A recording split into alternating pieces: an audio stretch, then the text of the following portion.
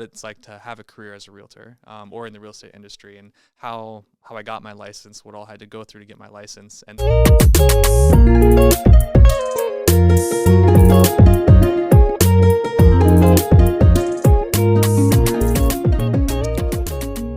Hello, hello. My name is Elias, and again, we're here with the Living.Sensibly podcast. I hope you're excited. Today, we have a special guest. His name is Owens. Owen, Am I right? Yeah, yeah, I got it right yep. this time. Yes, and he's going to be speaking a little bit about what we are going to expect on Monday. But before we start that, um, we want to know, who are you? Sure. Yeah. Yeah. Well, yeah, my name's Thaddeus Owen. I'm with a realty group in town called the Elm Group. And so Monday we'll talk a little bit more about it, but talk about real estate things. But that's what I do for a career. But yeah, I guess you have any specific things that you want me to share about who I am? No, it's just mainly in general. Did you grow up in this area? Yeah, so I grew up in Gackle, North Dakota. So it's up by Jamestown, tiny town, 300 people. So graduated class of 12. So Wow. yes, the That's whole much school is smaller probably than about as mine. big as this school. Yeah. So yeah, so I grew up there, and then I came to NDSU in 2012, Okay. and been in Fargo ever since. Ever since then. Wow. Never felt the necessity to move back? Not to Gackle. No, Nah. no. It's too small It's of a a little too town? small. Yeah, Okay, yeah, a little okay. too small. I like being around a lot of people, and just there's more things to do in a city like Fargo. So Okay. yeah, it's a good city to be in. Yeah. Okay. Okay. Well, that's great. That's great. Yeah, Yeah. If you didn't know, Tad is married I am. to our dear Miss Owens. Yep. She is a teacher here too, and yeah, you get to see her when we get to interview her as well. Yeah. But today we get Sir Owens. Mr. Here. Owen. Yeah. Miss we got- Owens. I was gonna go serious stuff. Anyway. Yeah. So let's get serious here. Sure. First question I have for you, Yeah. and as part of the series Origins, I have to ask, how did you come to learn about the school? Yeah. So the school, I go to church with Amos Tarfa. So the founder of the school, we go to church together. And so we're in his home group on Wednesday nights, and Oh, he's been nice. kind of casting vision for the school for a little while.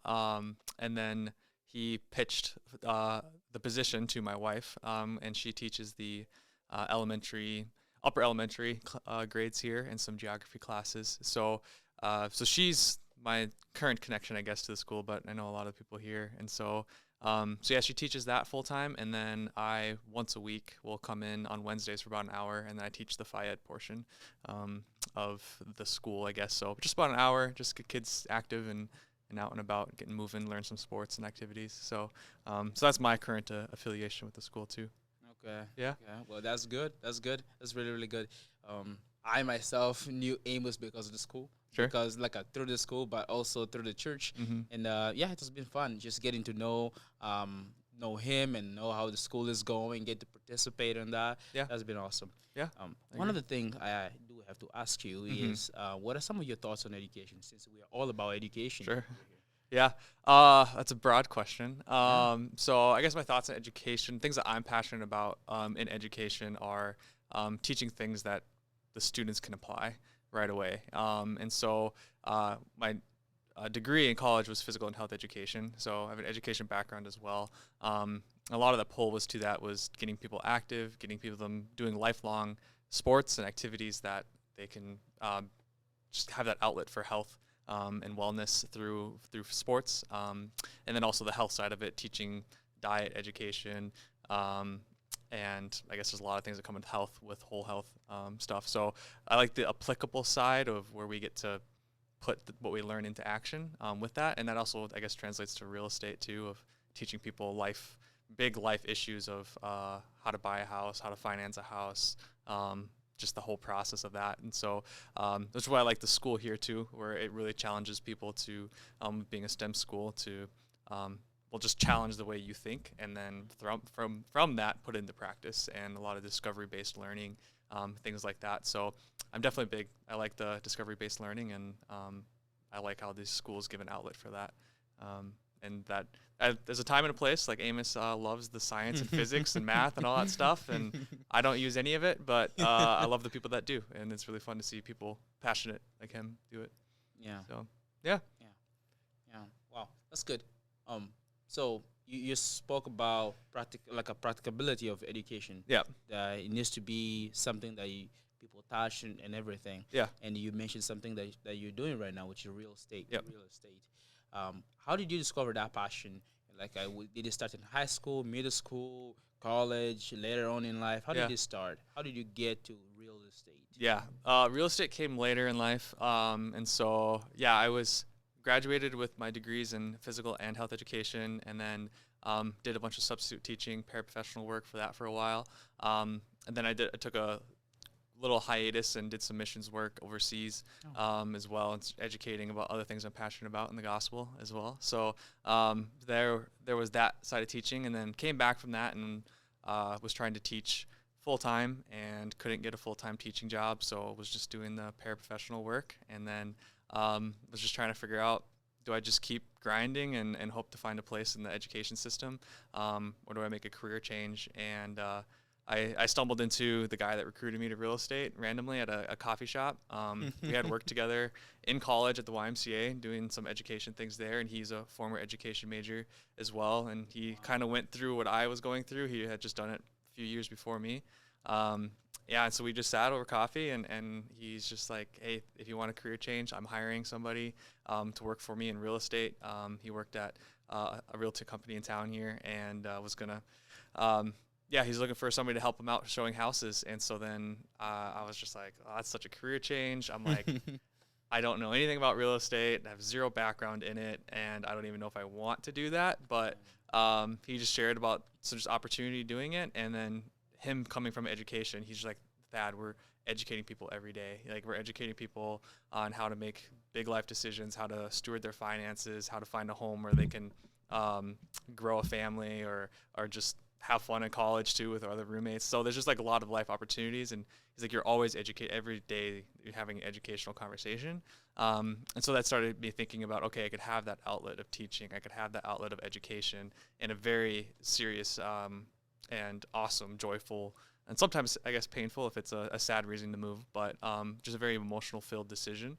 And so I just thought about it some more and was like, okay, teaching wasn't working. I applied to like 8 different schools and didn't get a single one. So I was like, you know what? I guess those doors are closed, and this one just opened up. So, so then I dove in and started to get my license, and got hired on to the company in town, and had been there for about 2.5 years and a little over that. And then just a few months ago, left with the same guy, Tyler, who recruited me. We started our own team now, and so there's about 8 of us that we just started a new company. So it's been quite the journey. That's kind of a highlight, 30,000 foot summary. But anyway, that's how I got education, education into real estate, I guess. So it was never really a long term. I grew up thinking I was going to be a realtor. I needed a career change, and was just like, where can I put my skills and skills into a good place, and it happened to be real estate. So, yeah. Like, do you have second thoughts? Like you said, like you're like, I don't even know. I didn't even know if this would be a good fit. Yeah. I had a lot of second thoughts, I guess. Yeah, I was just like, I've had a lot of different odds and ends jobs, so I figured, well, let's give it a shot. If it doesn't work, it's another experience to put in the belt, and then we'll have to reconsider then, and kind of have, I guess, my education degree as a fallback if I need to, and, if it didn't succeed. And but it's been going good, and don't see myself jumping back into the school system fully to teach that side of things. I'll just keep diving in here. So, definitely nerve-wracking at times, especially when I first started, I had a salary and a commission. But then last year was my first full year where I had no salary. I was straight commission. So it was no consistent paycheck. And since I survived that 1 year, I was like, I can do it again, And so, it's hard in the seasons like winter when not as many people want to buy. And so, but, there's abundance in the summers. And so you just got to steward and save up well. So for these harder seasons. Yeah. I mean, like, I think that is hard. Yeah. I remember myself while applying for internships elsewhere before Amos got me to be here. There were some of the financial job because I'm coming from a business background at college. Some of the jobs were commission based. Yeah. And I was like, what if I don't make enough? I'm Yeah. gonna die. Yeah. Yeah, and you telling me that you survived a whole year, Yeah. not a month, Yeah. but a whole year. Yeah. That is impressive. Yeah. So Well, a yeah. lot of thanks to my wife working at the school. She gets a consistent paycheck, and Ooh. so marriage is a economic benefit in that sense, Ooh. where we could, even if I didn't get a paycheck, her pay was enough to pay our necessity bills. So that's we're thankful for that. Thank you, Amos, for the school, and well, shout out to you. We praise God. Yeah. We Amen. praise God. Amen. Indeed, marriage is a good thing. Marriage is a good thing. Yeah, we often think of marriage as being like something to be avoided, but it's actually a good thing. Like save your life. Yeah. That's good. That's a good thing. Economic safety, emotional safety. There's a lot of good blessings in it. So Yeah. yeah. Yeah. So in that career change, you changed from education to real estate, and you still find a way to incorporate some of your education skills into real estate. For sure. So now in the realm of real estate, what is what is that you usually do like on your day to day? Yeah. So I'm a licensed realtor. So home buying. It's a good question, 'cause there's a lot of avenues you can be in real estate in. So, but my main job is realtor. So, I'd say my specialty is with the home buying side, mainly with first-time home buyers. That's where a lot of my past clients have been, is first-time home buyers. And those are where I love those conversations that I have with those people that are starting to ask those questions of, what do I need to buy a house? Like, am I able to? Do I have enough finances? What's the timeline like? They go from having no idea to, wow, this is a possibility. And I love having those conversations to show that it's a possibility for a lot of people who maybe don't think it is. So my specialty area, I would say, is in buying and first-time home buying, but I have a lot of experience with second homes, third homes as well. And then this last year started to get more educated and more qualified in listing and selling homes as well. So I have a team, so I'm learning and shadowing them all the time on when it comes to selling and listing your house. A little trickier to navigate than just bring a buyer to a house. It's a lot more negotiation tactics and pricing your house correctly and stuff like that. So a lot of realtors will jump in too quick on trying to list a house and sell it. So taking my time to make sure I know it all as much as I can and stuff. So so I do buying and selling. I help with investors as well to do investment properties. So kind of, if you're buying or selling anything residential, fourplex or less, you can do sixplex and eightplex, I think. I don't really dabble with those as much. What do those words mean? Eight place. Eight would be like 8 units in one building, and so it's like an apartment building. Okay. And so you buy a building that has, usually a fourplex is like, a duplex would be 1 unit on top, 1 unit on bottom. A fourplex would be like 2 on top, 2 on bottom. 6 would be 3 and 3. Eightplex would be 4 and 4. You just kind of keep going. Okay. The big apartment buildings, or like a big dorm, is probably going to be like a 24plex or a 36plex, or some dorms are probably even bigger than that. But those start to get a lot more into the commercial realm, and I don't do that much of the commercial side of things right now.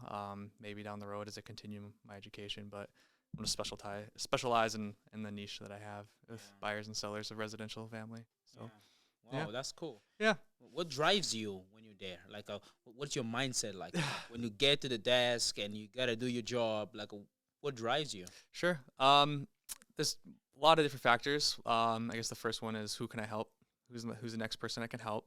Do I know anybody that is maybe a season where they're going to be buying or selling, and I want to be able to help them, because they might, there's a lot of really good realtors out there, but there's also some that maybe aren't so good. And so it's, what I want my friends working with somebody who isn't going to treat them right or isn't going to educate them right. So I want to get in front of them to save them from a bad experience like that. And so asking those questions of, who can I help next? The other side of things is, it's super simple, but I just got to pay the bills, so yeah. But I make the money. Yeah, right. It's honestly, it's like, my wife and I's goals right now is to pay off our debt. I have some college debt I need to pay off, and still, so there's this simple motivation of get ahead on debt, and just get ourselves financially stable in our first year of marriage here as well. And then we have some really cool dreams, long-term dreams. I think it's good to, yeah, that's you. I think it's cool to be, think where do we want this to go? Because if we just pay off our debt, and all of a sudden we've made it to that point, and we go, oh, what's next? So having that, well, what is this paying off debt going to help us accomplish? And so I think just reminding ourselves that we want to be able to be a huge blessing to other people. We talked a little in the car, about the dreams of just giving stuff away, giving cars away someday to people in need. And so, I think just having that mindset of who can we help next, not just in real estate, but just in life. There's a lot of helping, a lot of hurting people need help in this world. And we want to be a light in this community. And so, that's us going overseas as mission, doing some missions work. We both share that passion. And so this real estate can be a stepping stone to help us get there. Like a big part of it is getting investments of my own, starting to build that, so then we can help sustain some missions work. And even if we don't go overseas, that we can use those finances to help support those that are overseas, or in other hard to reach places, even in America, and churches and stuff. So there's a lot of little motivations. So I guess in summary, it's the who can I help next? Got to pay the bills, and let's start preparing the way for our dreams, and those things. So yeah. Well, that's good. That's good. And people out there, you're hearing from him, right? He's an expert on it. I'm not yet. Maybe one of those days I'll get there. But another question I have for you: what kind of advice would you give the students or people out there, or even adults who are listening and they perhaps want to get into real estate business? What kind of advice do you have for them? That's a good question. I would say get a mentor, get somebody who has been doing this for a few years, doesn't have to have, crazy longevity of experience, but, know that your mentor is constantly learning, is going to take time to pour into you, and just always be a learner yourself. 'Cause I didn't just take classes for the real estate courses and then be like, sweet, excuse me, I'm an expert, I got it. Like it was, at the time, it was 45 hours of coursework is all I needed to get my license. And then pass a few tests. They've since upped it, so now it's 90 hours, which it's still not that much in the grand scheme of things to start handling legal transactions, like in negotiating some really, really heavy stuff. So 90 hours is still, I would say, not enough to become an expert. It's enough to get licensed, but that's where the company that I was with was excellent at training and developing. Tyler, the guy that I was working with, that hired me on, was one of the best in the business for sure. The top realtors in the country. Does first couple of years. The first year I worked with him, I think we did 130 transactions together. And the average realtor nationally does about 8 deals a year. So average is 8, and we have the stats to prove this. I'm not just ballooning a number here. It was about 120 or 130 deals. So he's doing the negotiations, and I'm running around doing all the showings for the houses and stuff, so we could run really, really fast together. And it was definitely a team effort. So we did over 100 deals our first 2 years together, and he slowed down a little bit last year, just to take a step back and not run so hard. But I say that not to necessarily brag about, look at all we've done, but to say that's a lot of experience. Like, it's a lot of opportunities. It's a lot of conversations. It's a lot of questions that have been asked. And I would say the biggest advice I would say is don't act like you always have the right answer, or you have to have the right answer. Be willing to find the right answer. Because someone asked me a question that I don't have an answer to, I'm not going to make something up, because someone's life decision is being based off of my answer. A lot of times I always say, do some research on your own, or talk to an expert when it comes to some of these financing things, or like a foundation issue. Talk to the expert in those areas. And if you don't know where to talk to or who to talk to, let me help you find that person. So my job is to really find the answers for you. And so I think that's advice I would give somebody that's coming into the industry, is don't act like you have all the answers, or just don't feel like you have to have all the answers right away. Just know where to go look for those answers and stuff. So I go to my team all the time. We're always messaging.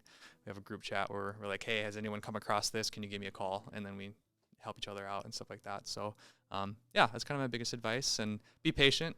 I think it was 6 months before I had my first deal. Wow. You know, so again, that's 6 months. Thankfully, at the time, I had a salary for running around showing houses. Yeah. But it took about 6 months, and I only had 2 deals my first year, and so it was very, very slow snowball. But had about 14 last year, and you know, hopefully that keeps increasing. Just personally, Yeah. you know, our team has done a lot, so it'll take time to build that network. So just be patient with it. It's easier when you have somebody like you know, your wife or a spouse who can help sustain those first few months while you have to really go out and network and put your name out there and just wait for somebody to come and say, hey, can you help me? So yeah, be patient would be my other advice, I guess. Wow. So Yeah. yeah. Being patient. Well, that is important. Yeah. And interesting. 'Cause that's about 6 months and no sale. I think that will bring a lot of discouragement. Yeah, most realtors fail their first year. It's Yeah. a majority. There's a lot. I don't know the statistics. I wish I had that statistic, but most realtors will fail their first year if they try to do it on their own. Mhm. And so thankfully I had a support system. I had a team, I had a company that was willing to help sustain me with, you know, a base salary. It wasn't crazy, but it was enough for me to Mhm. make ends meet while I tried to find a network and grow and stuff. So yeah, don't do it by yourself. Make sure you find a mentor, find a Yeah. company that is gonna give you the tools you need to succeed. Yeah. Yeah. Well, that's really, really cool. That's really, really cool. We're almost at the end here. Yeah, sure. But before I do have to ask one last question, Yeah. right? So you said you made your first deal after 6 months. Yeah. And I'm sure that you felt really, really good. Yeah. But give us, you know, like the climax of it. Like, you know, what was the most interesting and most important sale you ever made so far? They're all important. I know they are, They're but all important. they're always like that. There is always that one.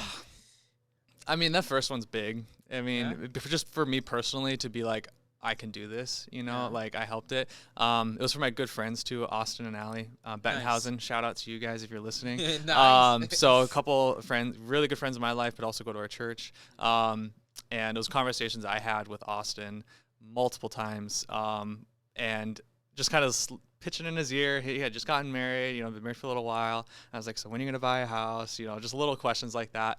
And he's just like, Dad, we can't afford it. Like, we need like 20% down payment or whatever. And it's like, it's going to take us years to get to that. And I took that as an opportunity. For those of you that follow Dave Ramsey, that's where that 20% down payment comes from. If you do 20% down payment, you can avoid private mortgage insurance. Private mortgage insurance can vary anywhere from $40 a month to $150 a month extra. I won't go into all the details of why and stuff, but that's just why Dave Ramsey says that. But if you put the minimum that you need for a down payment on, well, you can do it. There's different types. So USDA loan, 0% down payment. That was the minimum. You don't have to bring a down payment if it's a rural development. VA loan is 0% down payment. FHA is 3.5% down payment. And conventional is a 5% down payment. And there's other programs like first-time homebuyer programs that will give you 3% down payment, which would mean you only have to bring 0.5% of a down payment, which translates to about $1,000. So that's like all you need to get your foot in the door to a house, plus closing costs.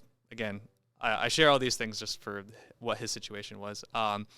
Closing costs is usually $5,000 to $7,000 on average. We can get those negotiated by the sellers. So I shared all these things with Austin, and Austin goes, wait, so we can get a house for 5% down, not 20% down. And he goes, and I said, yes. And so I was like, let's talk to your bank first, make sure you, like, the payments are okay and that you have the cash in the bank, you know, let's talk to your lender.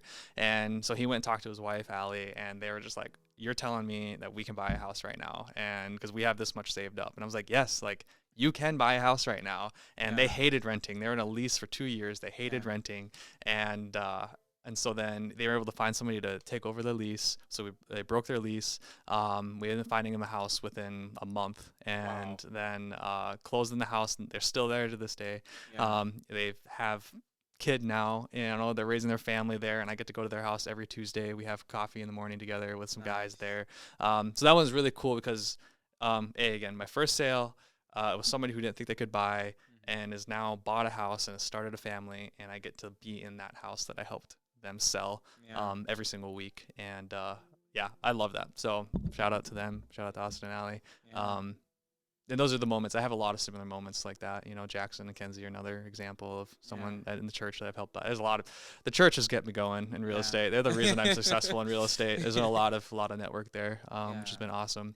And so, yeah, so that's the highlight for sure. The first one. Yeah. Wow. Yeah. That's good. Yeah. That's really, really good. Thank you. Well, yeah. Well, thank you so much for being part of the podcast. Yeah. We hope to have you soon at some point. Yeah. Talk about more on real estate and maybe more on those sales. Not like a little bit of more of those details. Yeah, what the USDA means and FHA means. There's a lot of terms I threw out there. Yeah. And I'm stuff, here man, I'm about to finish college. I need to I kind of know at least what this is all about. Yeah. I don't know if I'm gonna buy a house real soon, but man, it's possible. I want to know. Yeah, I want to know. But absolutely. Yeah, I do like it. Well, thank you so much for being part of the podcast. Do we want to talk about Monday? Monday? Do you want to, what the night's going to hold? Oh, yes. Yeah, do we have a couple minutes? I was almost forgetting. Yeah, let's do that real quick. So, sure. Yeah, what should people be expecting on Monday? So Monday, it's a real estate career night, but it's going to be multifaceted, what we're hoping to accomplish on Monday night. So 5:30, we're going to have pizza for everybody. There's going to be salad, there's going to be drinks, just juice and LaCroix stuff. 5:30 start time. There's going to be Gabe Crump from Fairway Mortgage. So he's a mortgage lender in town here, and he's a guy that I use all the time. He's awesome. He loves educating people as well. He's passionate about it. But he's going to talk about the financing side of house stuff. But the three things we want to talk about is number one is just the home buying process, what it looks like to go from, hey, can I buy a house, to you have the keys in your hand. So we want to lay out that process, that roadmap to what it's like to buy a house.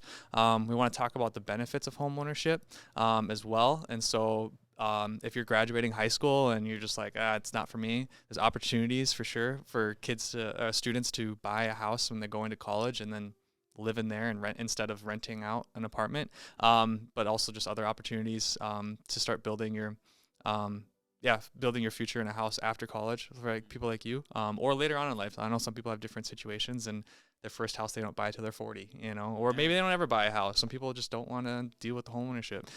So we'll just talk about some of the benefits that come with home ownership as well. And then the last part we want to talk about, since it is kind of like a career night, is what it's like to have a career as a realtor or in the real estate industry, and how I got my license, what all I had to go through to get my license. And then Gabe will talk about how he became a mortgage lender and all the stuff that he needs to do on all his day-to-day kind of tasks and I guess what a job description. So how he became a mortgage lender and what it's like to be on the financing side of a home buying process. So so how to buy a house, the whole process is, benefits of it, and then what's a career look like if you decided to go that route. It's kind of the summary of the evening. So we'll probably end around 7:00. Depends on how conversation, and a question and answer. So bring some questions. We might not have all the answers right up front, but between the two of us, hopefully we can figure out a potential response to your answer. Yeah. I already can think of some questions right now. Yeah. We'll bring them. And how early can I get started on this? Because it feels like there is no age limit, but is there 18. age minimum that I should be able to get involved in? What are some of the skills that I need or that I should be working at right now in order to get there? Sure. So, But well, thank you so much You're for welcome. being part of this Thanks podcast. for having me on. Appreciate it. It was awesome. So, guys, see you next time. Bye. Bye. Thanks, guys.